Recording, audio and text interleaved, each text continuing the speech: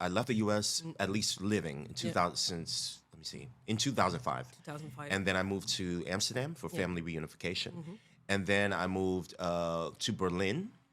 Out of curiosity, I'm a very curious person, and I wanted to have my own independent experience. I've always been really independent. And then after that, I moved to Barcelona for a year and a half. And I guess because of my first trip being when I was living in Berlin to Morocco, I think that Barcelona wasn't really interesting for me anymore. Why? Because I kind of had poked the bear in terms of it not being a Western country, it not being familiar, the infrastructure not being familiar, the language not being familiar, the culture not being familiar or seemingly familiar.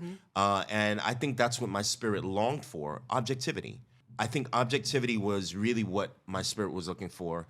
I think it's what every human spirit actually is looking for deep down inside. But we won't realize it until we are exposed to the other.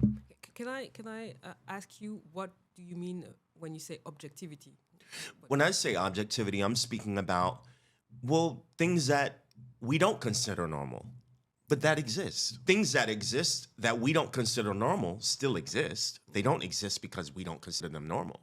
And I think in Western countries, we grow up with this idea of what's normal deserves to be merited as something that is in existence or existing.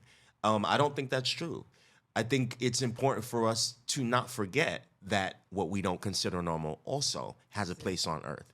And I think that's what's been the driver for me, at least in terms of wanting to have new experiences, wanting to, live in these different places and, just immerse myself in whatever it is that's around me.